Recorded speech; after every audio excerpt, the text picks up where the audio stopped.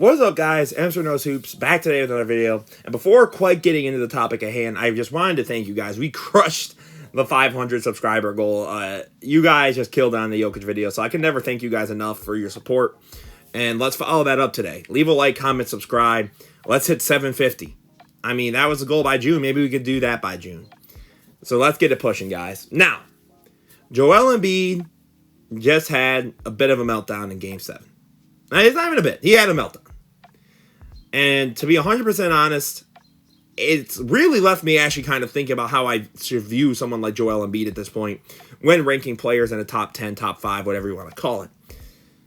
And I was watching this series, and I sat there and I was like, Embiid's played good, but it felt like there was just something missing.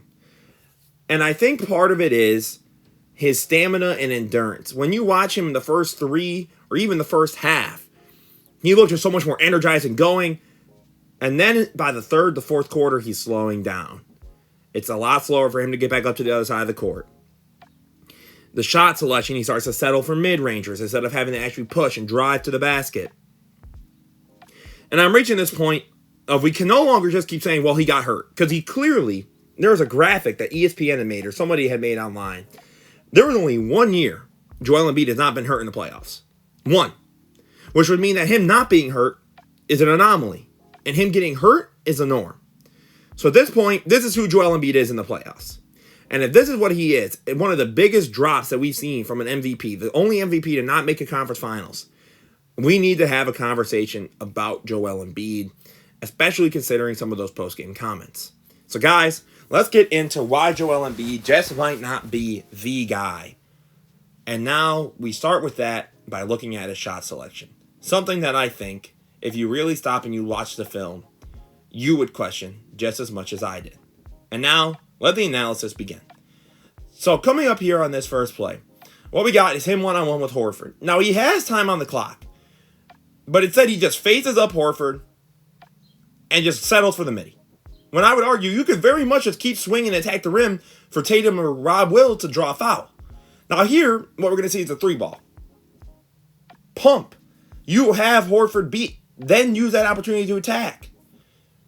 And again, what we're going to see here is the minute he actually puts his head down and just drives against Horford one-on-one, he's unbeatable.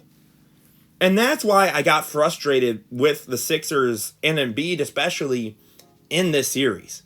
Why is Embiid basically giving that defense a break? If you really stop and think about it, when he settles for those mid-ranges, what are you doing? You're inherently giving Al Horford and them a break. You don't have to worry about doubling as much. Al's able to be more than mobile to keep up on his feet in terms of if he's going to do that slow post game. And at that point, you're buying the Boston defense out. You're slowing your offense to a grinding halt. And at that point, you're basically setting yourself up to fail. So that's why I'm starting to really rethink how I view somebody like Embiid.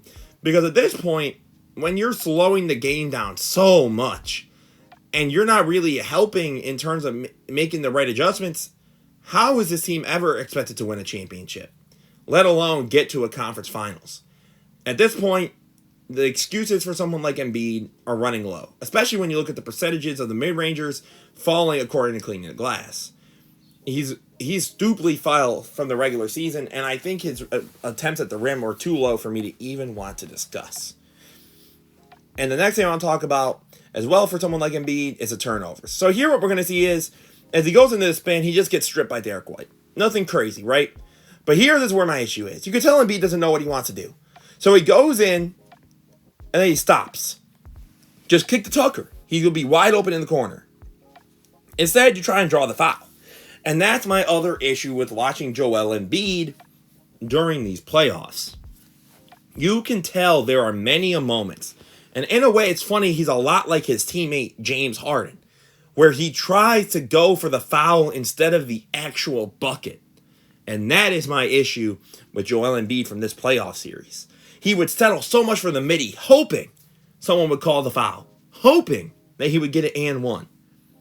But when he would just put his head down and roll and drive to the rim, he would make Boston pay every single time. So then, in part, I do blame Doc Rivers, but at the same time, you as a player need to recognize, hey, I'm doing this thing. It's working. The offense is quicker. Why are we not still doing that? Because what Embiid is giving you defensively is still really, really good. No doubt about it. The rim pressure and protection was insane in this series. However, again, when you're giving the opposing defense a break whenever they're guarding you, because you're going to settle for this mid-ranger that hasn't really been falling like that, at that point, who are you helping? Because you're slowing your own team down, you're slowing yourself down, and you're letting Boston continue to just roll. So, to me, guys, I think with Embiid, it's the shot selection, and just acknowledging at this point, this is who Embiid is. There's no more, I need to see a healthy Embiid. Again, as we discussed, there's a whole graphic. The only year that he wasn't hurt was the bubble, and they got swept.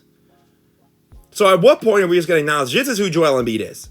Whatever kind of player that is, for better or for worse, this is who he's going to be. I think at this point we need to acknowledge he is just no longer in those conversations with the Nikola Jokic, Giannis, Steph. He's just not. I think we have to reach that point. As always, guys, this is Emster Knows Hoops. Leave a comment down below. Let me know what you guys want to see next. Leave a like, comment, subscribe. As always, guys, have a blessed rest of your day. Peace out.